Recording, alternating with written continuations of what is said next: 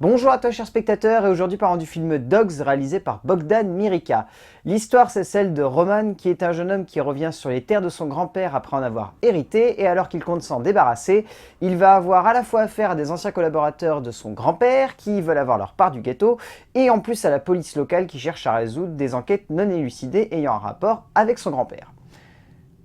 Il a reçu un prix à Cannes, le prix Frippecci, qui est un prix qui est décerné dans la catégorie Un certain regard. Et suite à ça, il n'y a pas eu une grosse hype autour du film, mais on pouvait se demander ce que ça donnait, parce que on va dire que les gros prix à Cannes, bon ça c'est une valeur sûre, on se doute généralement qu'on va quand même trouver des qualités quand même certaines au film, mais dans les catégories secondaires, c'est généralement là que les films sont les plus intrigants, et surtout qu'ils développent quelque chose qui les fait ressortir du lot, qui leur donne vraiment une personnalité et qui fait que ceux-là, c'est vraiment les films importants de la croisette. Et Dogs, c'est le cas. C'est un film qui est particulier, qui est assez lent, qui joue une carte qui fonctionne pas tout le temps, mais qui est extrêmement beau, extrêmement sombre et violent, et d'une puissance graphique dingue. Le scénario de Bogdan Mirica joue beaucoup sur la place des personnages au sein de cet univers. On est à mi-chemin entre le western, le thriller, le drame et le film familial. Ce qui donne un mélange qui, à l'écran, est dramatiquement et narrativement nouveau. Il n'y a pas beaucoup de films qui ressemblent à Dogs. Et ça donne lieu à des moments qui sont d'une puissance émotionnelle folle et à d'autres moments où c'est lent et lourd et on ne sait pas où il veut aller. Le film tourne un peu en rond, on reste souvent dans la propriété du grand-père. Quand on en sort, c'est généralement pour y revenir. Et le fait de rester enfermé dans cette zone, ça fait qu'il y a un schéma qui se répète un peu.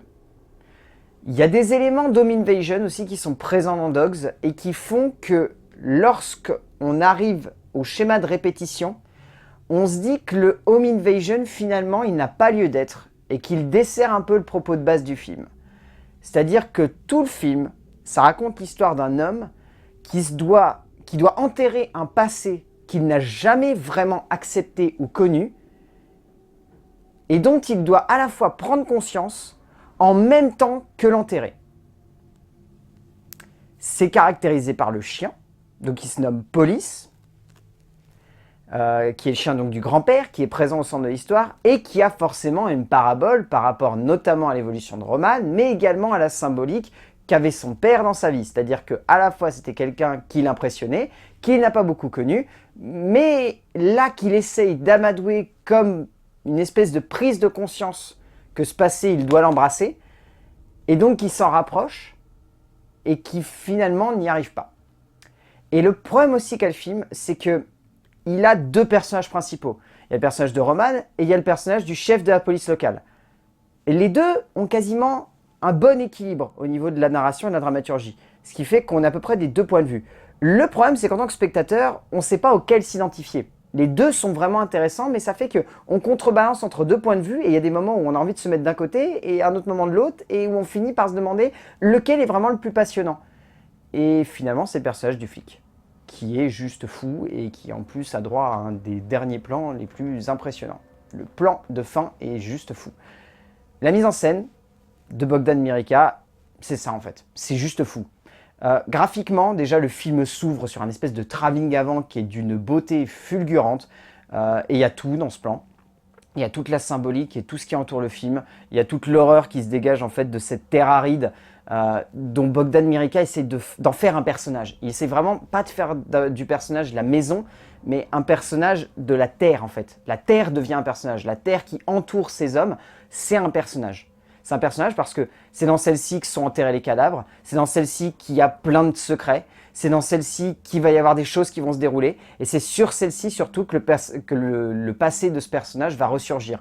Et ça, il le filme très très bien, il y a beaucoup de plans qui sont au ras du sol, généralement, il y a toute une symbolique autour de le ciel et la terre, élément absolument fascinant quand on en prend conscience à la fin du film. Il n'y a quasiment aucun plan de Bogdan Mirica qui recule. Tous les plans sont soit fixes, soit ils avancent. Ils avancent même tout doucement, des fois il y a des très légers travelling avant qui doivent être sur à peine 1 ou 2 mètres de distance et qui avancent sur cette longueur-là, mais tout le temps, constamment, les plans avancent. Comme pour nous montrer que la seule possibilité de ces personnages de faire main basse sur le passé, c'est d'avancer, d'avancer, d'avancer et d'avancer. Il y a un seul plan qui recule dans le film, et en plus ce plan est très symbolique. Je ne vous dis pas lequel c'est, vous le verrez. Mais voilà, il y a toute cette forme, toute cette puissance graphique, et ça apporte du rythme, mais en même temps, il y a des moments où c'est vraiment long, ça s'étire, on ne sait pas où il veut aller Mirica, et c'est un peu gênant. Mais il y a tellement de puissance dans le message, il y a tellement de force que visuellement, ça transcende le film, et puis en plus, un point qui va vous impressionner, le film est quasi muet. Il y a très très peu de paroles de la part des personnages, il n'y a quasiment pas de dialogue, et il joue beaucoup sur des petits sons qui ressortent et qui donnent un sens à l'image, plutôt que de le faire par un dialogue. Et ça, c'est très intéressant. Et puis c'est très intéressant parce qu'il a un casting qui fonctionne parce qu'il y a 2 acteurs qui marchent en tête. Les 2 acteurs principaux sont vraiment bons, qui sont Gheorghe Visu et Dragos Bucur.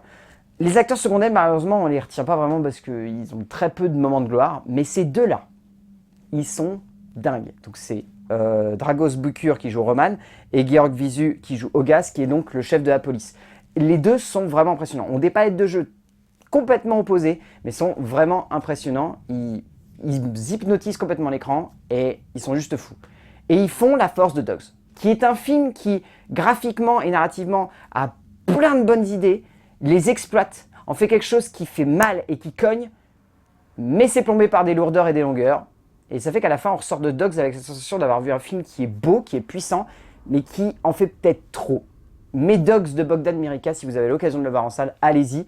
C'est un beau petit film, c'est un petit bijou esthétique et c'est quand même puissant émotionnellement et dramatiquement. A plus!